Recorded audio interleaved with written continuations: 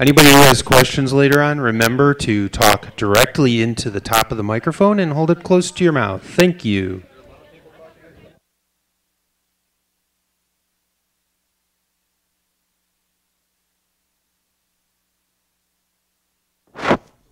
Okay. Okay, we're going to start. Are you ready? Sure.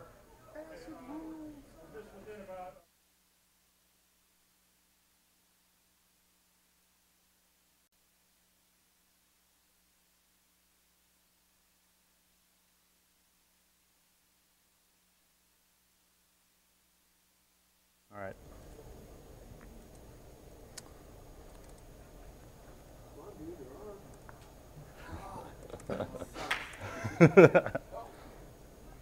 Okay. All right, everybody, thanks for showing up. My name is RaD Man. Or my actual name is Christian Wirth. You may know me better as RaD Man. Let's see, in 1990, I started a group called ACiD, which is an ANSI art group. They're now defunct as of 2004. So we operated for almost a decade and a half creating artwork from characters. So what I'm going to be showing today is different forms of art built from letters, numbers, characters that you'd find on a typewriter and such. I'm going to start off with some really early examples of this. Maybe. All right, let's see.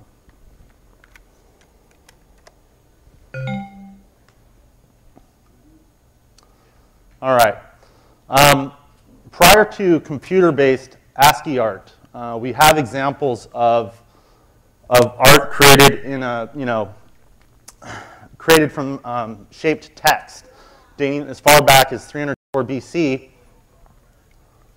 What you're looking at right here is a Roman Latin poem by Marcus Tullius Cicero, and this is over 2,000 years old. We also have shaped poems that started to show up in the 1600s. This is a poem called The Altar. It's a religious poem here.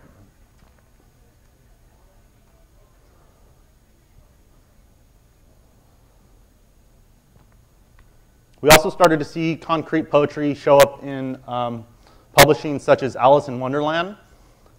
This is an 1865 novel, and at the end of the chapter, we have this tale here, and the sentence begins, "It is a long tale, certainly," and to kind of convey that, he forms the rest of the text in a tale, in the shape of a tale. Okay. This is one of the most earliest typewriters here. This is the first QWERTY keyboard typewriter, and it's fashioned after a sewing machine. So you can see it's very decorative. At the time that this came out, it wasn't fashionable to have what later became the typewriter in your home, so they made it kind of look like this work of art here. So it's very decorative. Typewriters also created opportunities for women in the workplace. I don't know how that got in there. And it also created these kind of, there's a lot of, the way that they marketed the typewriters, they were marketing them to the businessmen. So I'm sure there was a lot of sexual harassment lawsuits later down the road. What you're looking at here is a Corona folding typewriter. This is kind of the precursor to a laptop. This literally folds in half inside of this briefcase here. What we're going to go into now is typewriter art. The very first example that we have of typewriter art dates back to 1898. It's the first preserved example. This was entered into a typewriter speed typing contest. And so they started to have these, in a way to promote typewriters and how fast they could type without jamming. Typewriter manufacturers had speed typing contests to say that our brand's the best. And then they also started to have typewriter art contests on the side, and these kind of became somewhat popular as well. And so this is the first preserved example of that. You can't see it really well, but Actually, I should just use this. But they use, X's and O's here for the framework, and here they're using the lines. And one thing that you can do with a typewriter that you can't do on a terminal or a computer is you can shift the orientation of the paper. So you can take more advantage of what the typewriter can do. This is another example from the mid-1900s by Dennis Collins. This particular person he's done typewriter portraits for like the Queen of England. Here's a close-up of that. So you can see exactly what he's using for the densities of the image to achieve the shading. You can see that he's using an overstrike technique, which is also not possible on a computer. So to get really dark shading, he's able to put a W on top of an M there and go back over it. This is one of my favorite examples of typewriter art. This was drawn by Paul Smith. The reason why, there's a couple reasons why I really like this. First of all, he uses, a lot of typewriters eventually started to have two-colored ribbons or multicolored ribbons. This has the black and the red ribbon. So he used that for the brick tiling of the house. If you look really closely, you can see that the trees are made out of M's. But what I find, he also uses a smudge technique, which is also something you can't achieve on a computer. But what I really like about this, or what I really find most interesting about this, is that Paul Smith had cerebral palsy, and so he was unable to communicate. His only means of communication was through a typewriter. So if he wanted to convey a message, he had to very painstakingly steady one hand with the other and type one key at a time in order to get each key press. So his artwork was truly a labor of love because this was something that would take days and weeks to complete. But it was it was his main means of communication. He later decided that he wanted to orientate his room and have a cabinet situated around his typewriter and redecorate things. So he actually drafted a blueprint with his typewriter of how he wanted this desk to look, and then later it was built, which is pretty amazing. Paul Smith is still alive today. He's in a nursing home, and he's still continuing this typewriter art.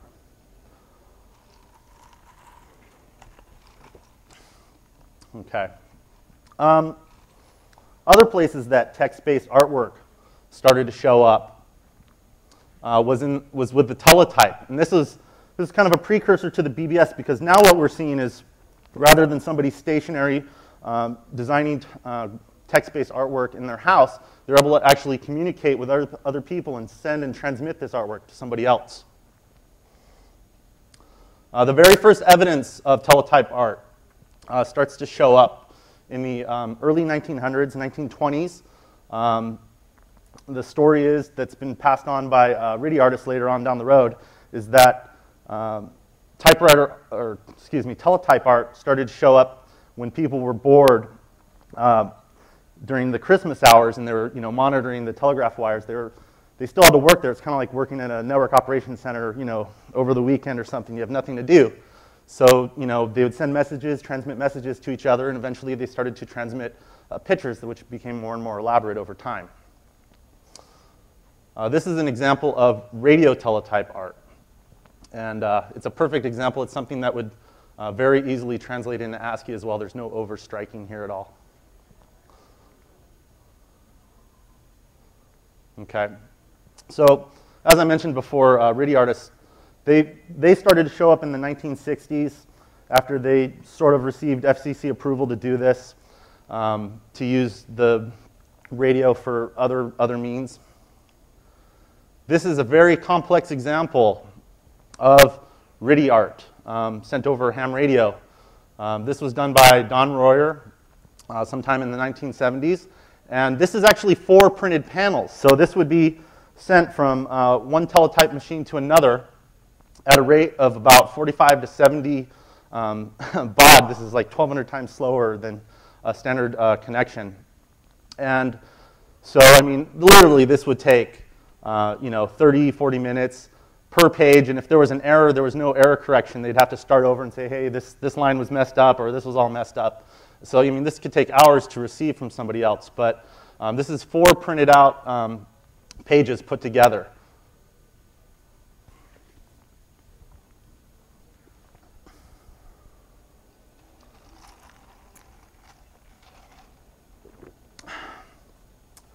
Not surprisingly, most ham radio operators were men, and so they like to, they had an interest in this as well. This is Miss December, 1966.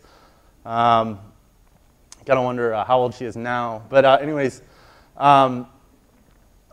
this image, as you can see, I have the actual centerfold here, and it's almost identical. It should be noted that the radio teletype operators, they were able to sort of trace. They could put tracing paper on top of the actual centerfold and run it through the machine, type over it, and then clean up the tape, run it through like 6 or 7 passes, and get it to look almost exactly like the original. And so they were kind of acting as human scanners, basically.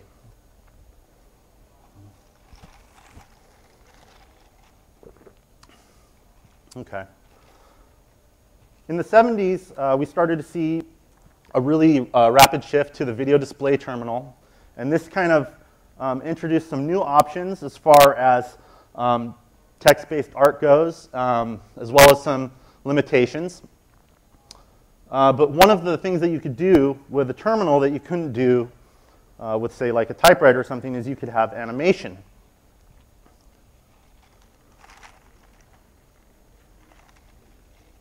We'll see if it works.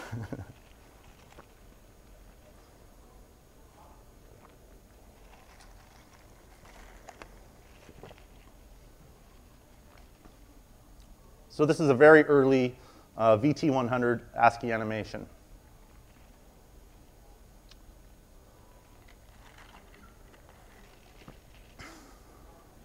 In the 1980s, on the IBM PC, people started to develop software to make it easier to create these animations. And with the advent of the ANSI standard, you could also introduce colors, do other sort of modifications. In 1986, Ian Davis released a program called the Draw. And this was very powerful. Previous to that, there was a program called ANSI Draw. It's very limiting and challenging to use. So this really sparked a new generation of artists, of ANSI artists. Just like with the radio teletype, people found ways to exchange this ANSI art. They would use message networks on bulletin boards, such as WWIV-net, FidoNet, networks such as that. These are just a couple examples. I've mentioned ASCII and ANSI. These are all different coding standards. Not everybody used the ASCII standard, or they used modifications or supersets of the ASCII standard. The Atari 400-800 used their own standard here that you can see. And they were able to achieve their own kind of Atari animations here. They called them break animations. I spoke with Tom D'Ambrosio, and he said that the break animation term came about because people would say, hey, I'm going to take a break, take a look at this animation I created.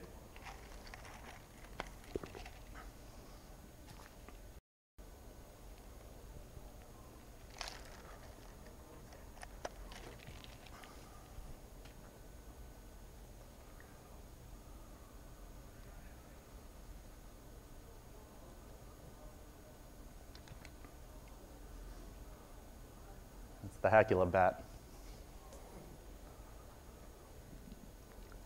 And this is probably a little bit faster than it would actually display on a standard modem connection.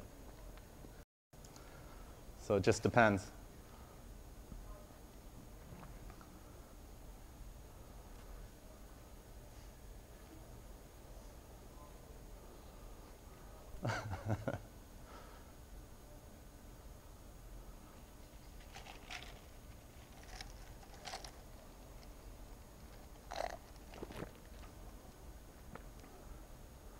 Let's see if he makes it in. He has. Okay. Also, the Commodore PET and the C64, they had their own proprietary standard. It was not compatible with ASCII. So if you were to call into a Commodore PET BBS, it wouldn't display properly. You would basically see gibberish and vice versa, unless they were emulating that character, the correct character set. But by default, if you were to call out, you wouldn't see the correct characters. They had a shifted set that you can see here, so you could actually choose 2 different character sets built into the system. I don't know. I didn't have a Commodore 64, but I know that eventually, like the Mac even emulated ANSI eventually, so I'm sure that they did. This is an example of a PET ski. That's what they called their Commodore 64 art. This is the Amiga character set. It's slightly different than the IBM PC character set, but it's using the ASCII. First 128 characters here are based on ASCII, so these could all communicate the same way. They're talking the same language. So really the only difference here is the characters look a little different as far as the way the C and the D are rendered, but the extended characters down below are very different. So in an ANSI, if it was using these block characters here or these shaded characters here, they wouldn't appear to be correct from the Amiga by default. Today we're using Unicode. You can see it has a lot more options as far as characters go to select from. People are utilizing Unicode. There's a huge scene in Japan on Nichanaru 2-channel BBS that does really amazing work with the katakana and hiragana scripts. It's really amazing stuff. Text demos can, the demos that are created on the computers, they can actually modify the character sets as well. So you have, kind of an unlimited number of options.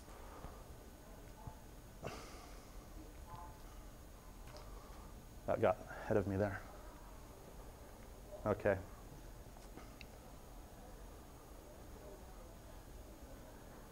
Well, that displayed on here, but basically this is an example of ANSI art.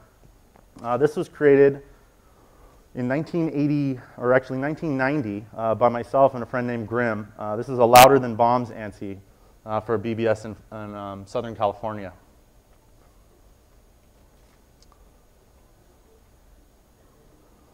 Aces of ANSI Art is the first documented team of TEXTMODE artists to exist as far as it goes. A year later, several of those members, including myself, split off to form ACiD, or ANSI Creators in Demand. And soon after, very soon after, came ICE and many other groups. Amiga ASCII artists also formed into groups in '92. Groups such as Art and Upper Class, and hundreds followed. This is a really great ANSI. This is one of the first long scrollers. This is many, many lines long. This right here is the 80 by 25 window that you'd see.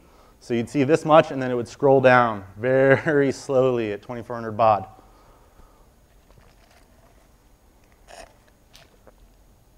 This is another ANSI animation for The Bog by Tracer and Jed. Well, let's try that again. I agree.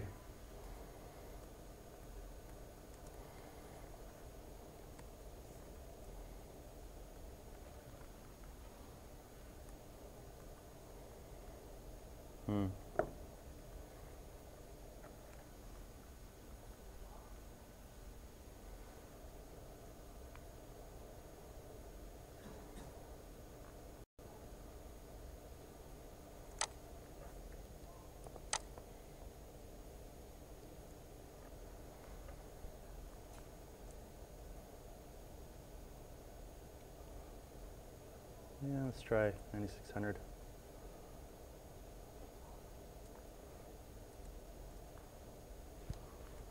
It's not outputting.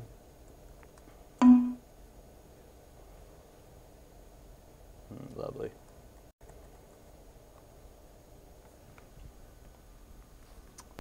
All right, my computer's not liking me.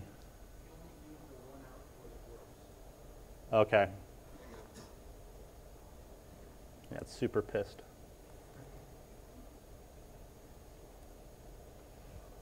Okay.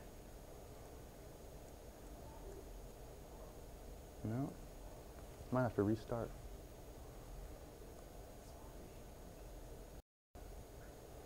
It's not inspiring me right now. Yeah, I have actually a couple videos and it's not displaying them. Okay.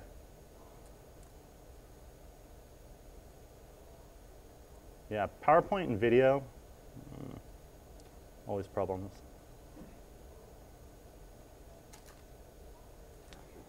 Yeah. Thank you. All right, I'm going to restart.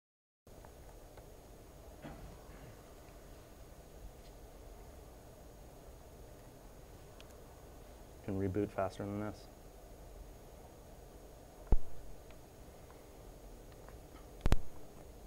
But anyways, I guess while this is rebooting, are there any questions?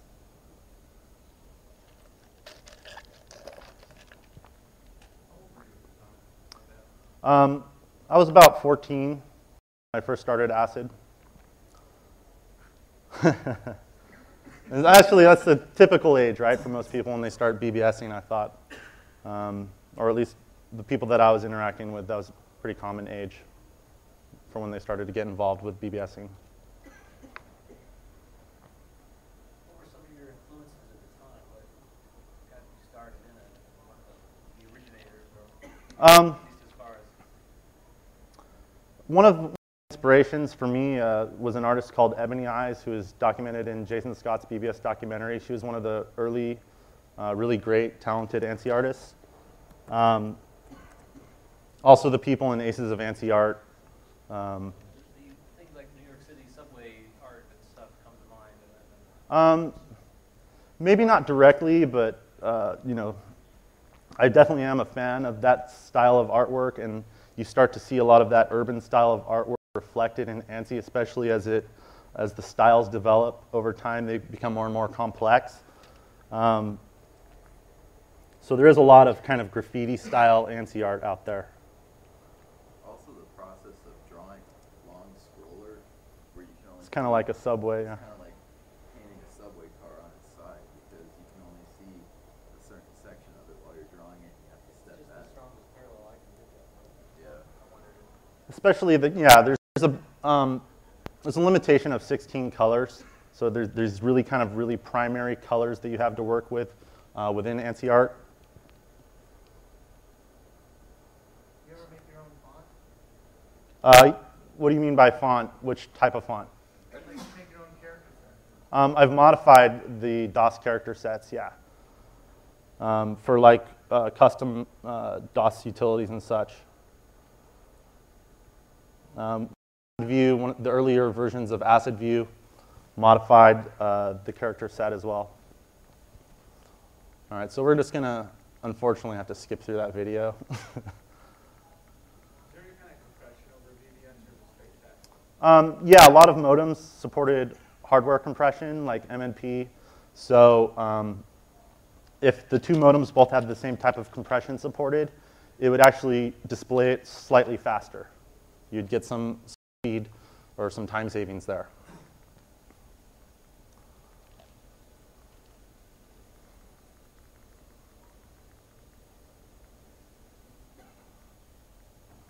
All right, let's see if it'll, so let me move past it. Okay, I'm going to skip that and go on to this. This is just a still screenshot from an ANSI animation that was very long by Amroth. It was actually a coded PC animation, which is kind of a term that was coined for ANSI animations. I highly recommend downloading this. You can go to like artscene.textfiles.com or pick up the Dark Domain DVD and check this out. It's pretty amazing. This right here is called a collection of Amiga ASCII art. This is how Amiga ASCII artists started to distribute their work. They called it a collie, so this is just a short excerpt of the top of that collection. And so basically they would have a logo or a picture or a face of some sort created with the Amiga character set, and then have a break line, the credits, the name of it, and carry on like that. And these would go on for hundreds of lines. Eventually, we started to see these really complex TEXTMODE demos. This is an earlier screenshot of one. This is a literal screenshot. You can see how the thing kind of bows right here. So this is a true screenshot.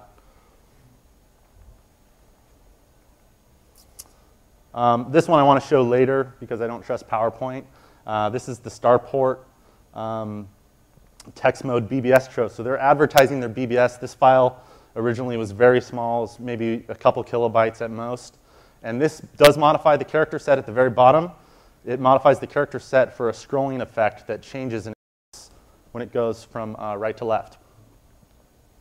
And this also modifies the character set. This probably is one of the most complex TEXTMODE demos, in my opinion, as far as taking advantage of the IBM PC TEXTMODE. It actually does vectors, 3D vectors in TEXTMODE.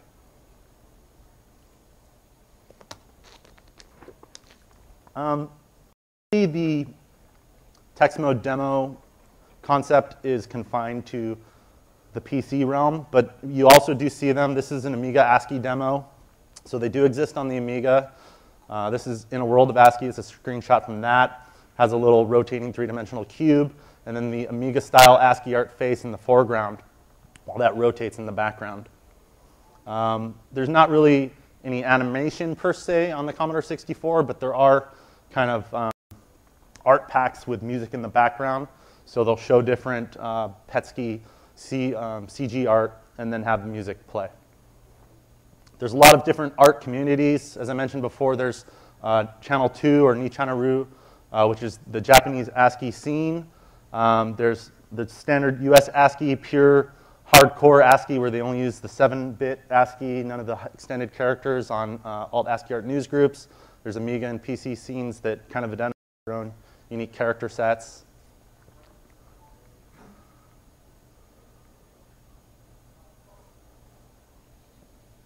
And so this is, let me go right back here. I mentioned that the Amiga and the PC ASCII scenes kind of have their own styles. So this is a PC style. And so for shading, they use a lot of the dollar signs, percentage signs here. The IBM PC line, the logo, says Hacienda right there in the lower right corner. And then this is the Amiga style. And this is, this is one of my favorite pieces. This is very much a graffiti piece. It says the yard. I don't know if any of you can make that out. It'll take a while to look at it. Once it comes to you, you're like, this is pretty amazing. But you know, that's a THE yard. And they kind of tend to kind of start with one character and then modify it and make each one look kind of similar but different. It's a really popular style. So this is a colorized Amiga ASCII.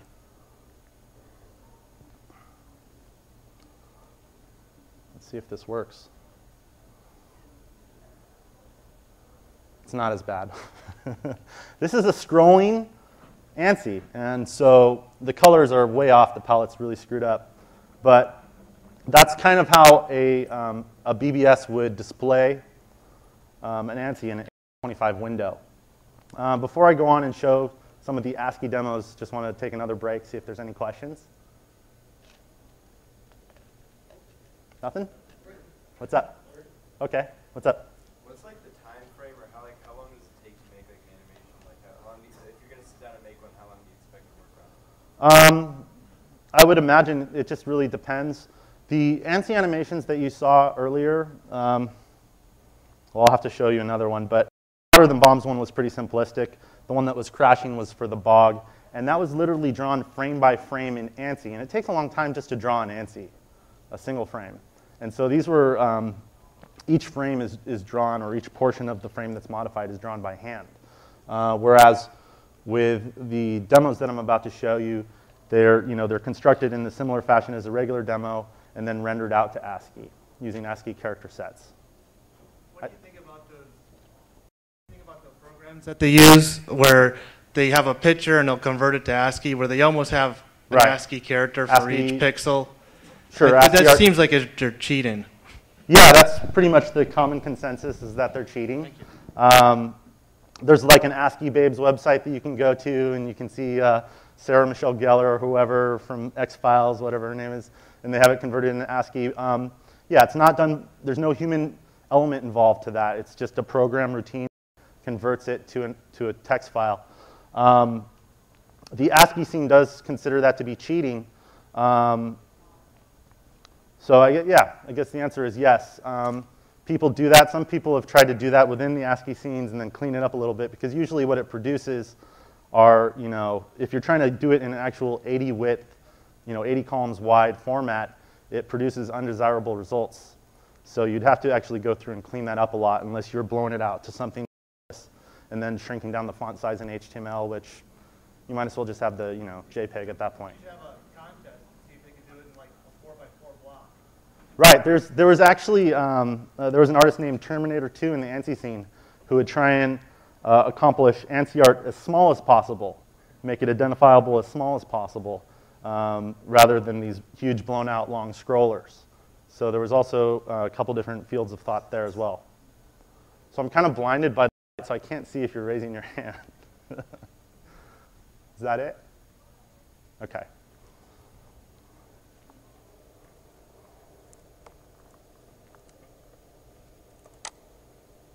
All right, so this is the Starport text mode demo that I wanted to show. And maybe it'll show.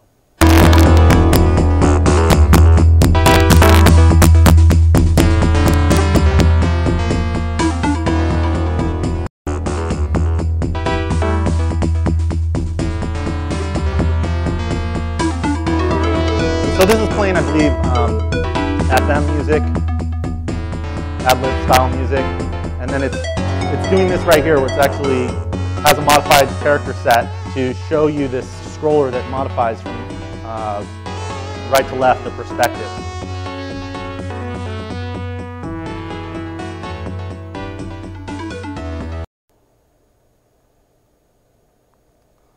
And this is Textra. We'll see if this plays.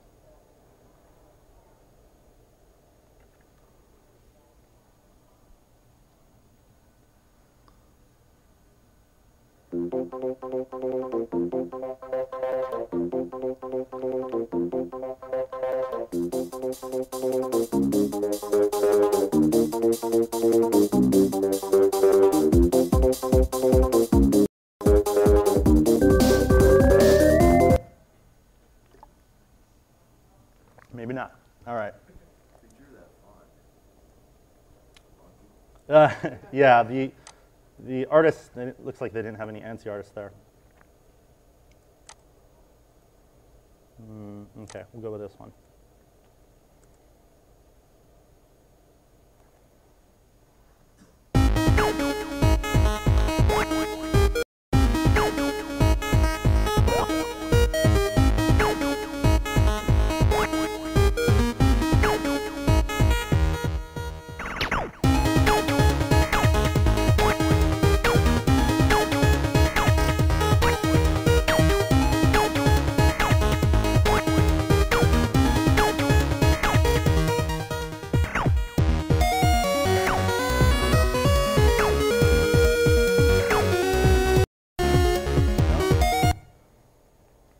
Time. No love.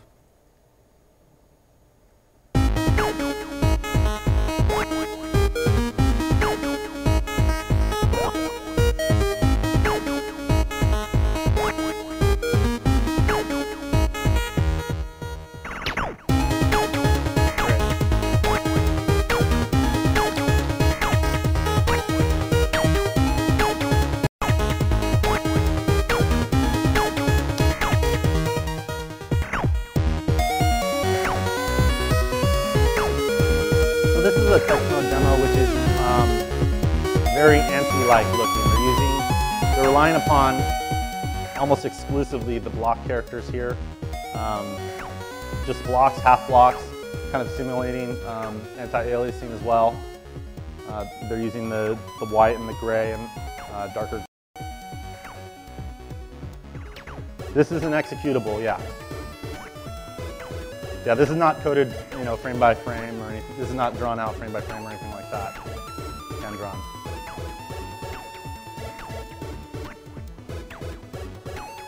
This is Bolognese by Alpha Design.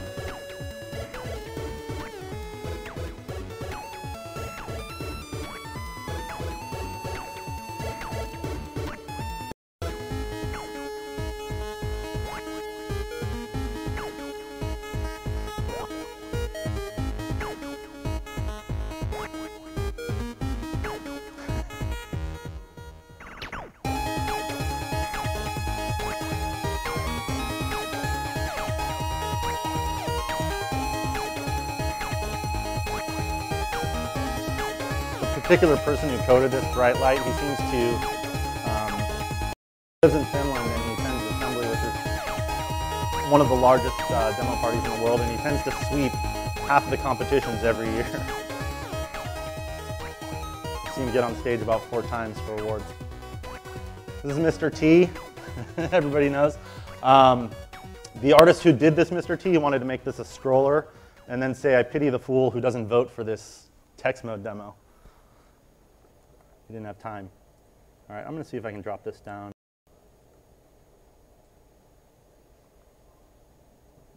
I don't know. Yeah, we'll see. Let's go with this one.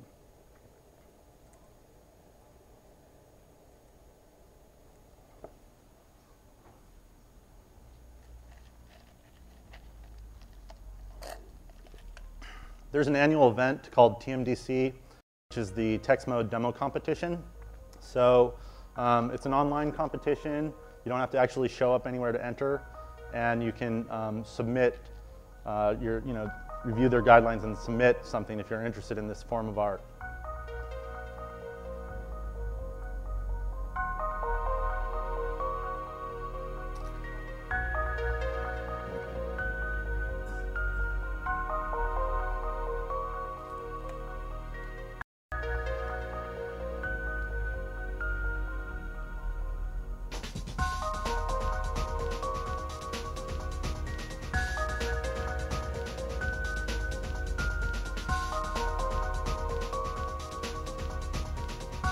And so you can see that they, instead of using the solid block style here, they're using a lot of shading. It doesn't look quite as smooth, but they're able to simulate more colors than the 16 colors that are limited within ANSI or the PC TEXTMODE. Decelerating. Forward gravity. Slow. Proceed with the operation. Roger. 30 seconds. Position 42 north, 58 minutes. 59 minutes, 43 I have north. no idea. Locking and lock. Yeah, it doesn't always translate, Forward like I said, gravity. through a conversion. Slow.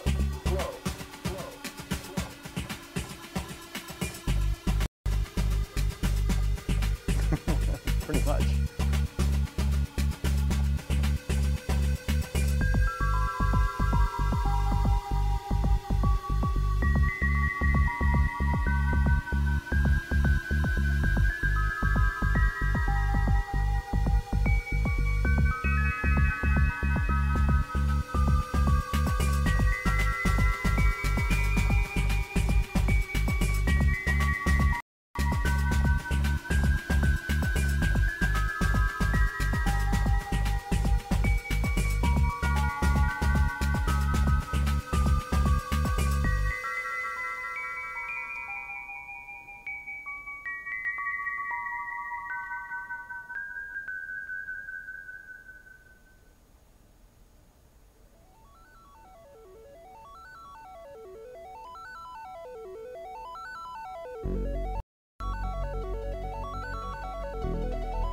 It's a little scroller.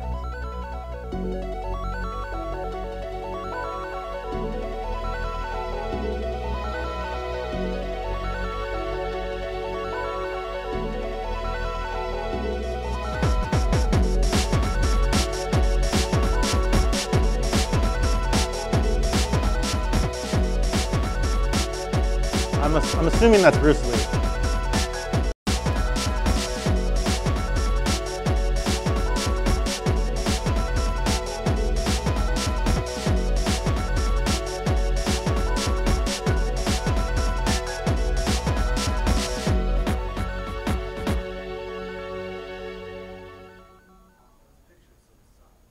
Yeah, those are just computer conversions, no cleaning up.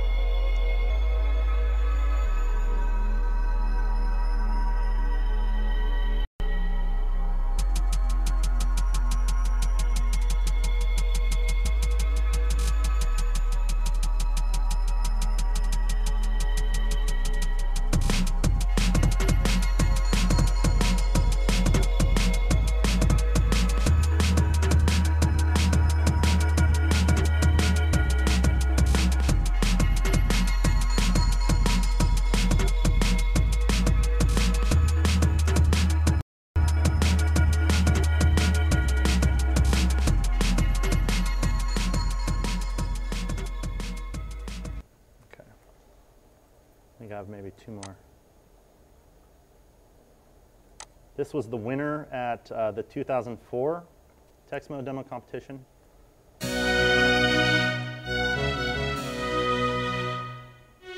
Oh, amazing.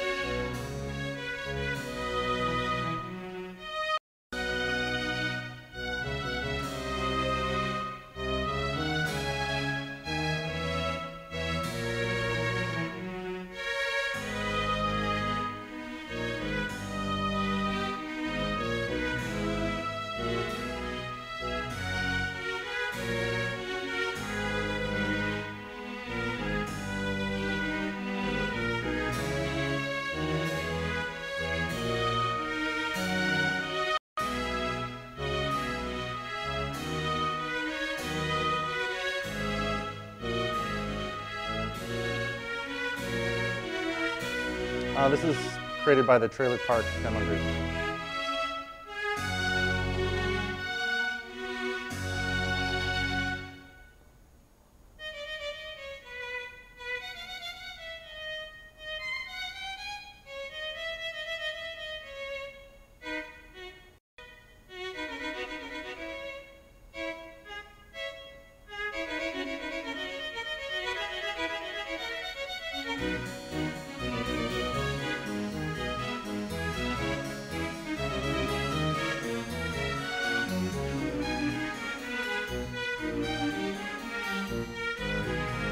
So you can see that the coders here took a little bit more care in the choices for coder palette here. They're a lot more pleasing to the eye to look at than some of the others.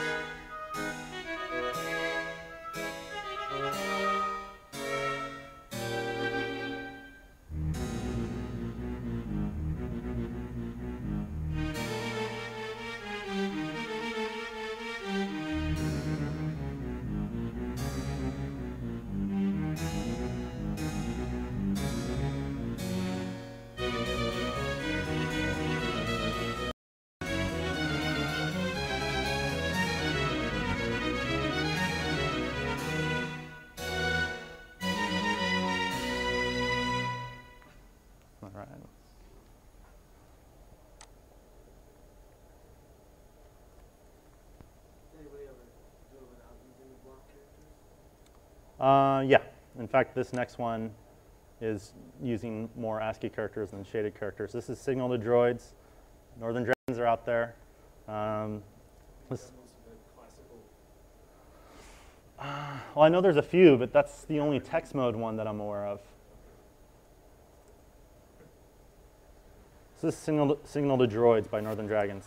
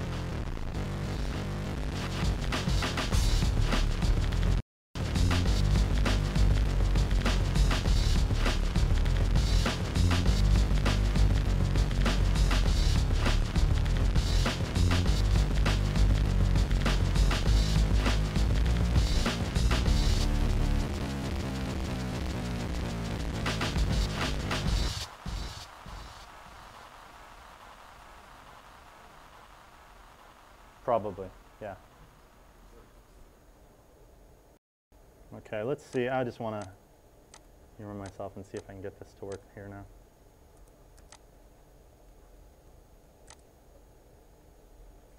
No, probably not, but bog. Yeah, let's try it. This is what it should have looked like in PowerPoint. This is the bog ANSI. This was released in the early 90s for a BBS bog. And like I said, each of these were drawn one frame at a time.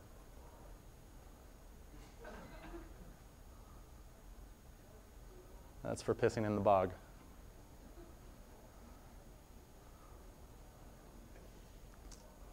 So that's an example of an ANSI animation. It's one of my favorites. It's kind of funny. That concludes most of the show. Again, all of them can be downloaded online. You can go to sites such as artscene.textfiles.com if you'd like to find more about these. I also have a DVD for $10 that has all of these ANSI animations, ANSIs and ASCIIs, dating back, all the way from the 80s up until 2004, all collected on a single DVD. A lot of these were entered in competitions. For those who aren't aware, there's a block party competition that's happening tonight at midnight where a lot of coders, artists, and musicians are going to be presenting this stuff. So I encourage you all to show up at midnight if you like this kind of stuff and you want to see more of these animations and music and creative things produced from the demo scene. And that's about it. Is there any other questions? Yeah? 80 by 50 and 80 by 25 have different, 80 by 50 and 80 by 25 always had different aspect ratios. Right. Did you have a preference? Does the scene have a preference? 80 by 50 always seemed better. It was 80 by 50, 1-to-1. right? You can do more detail. I've always preferred 80 by 25 because that's what I grew up with and started with. It seemed like there was a small segment of the European scene. I have a couple of friends that are Finnish that are really into 80 by 25 ANSIs. They're more compressed looking, but I prefer the 80 by 25 style. Oh, here's the Dark Domain DVDs. On the PC and 80 by 25 to /film meet up together. Right. On an IBM PC in 80 by 25, if you're trying to do the ASCII line art style, we're using slashes, backslashes, and pipes and such. The slashes won't meet up with each other, whereas they would in 80 by 50 on a DOS machine. In the Amiga, they do connect because the character set's just slightly different by a few pixels. And so that's why an Amiga ASCII artist always prefers that their ASCII is viewed on an Amiga platform or Amiga emulator.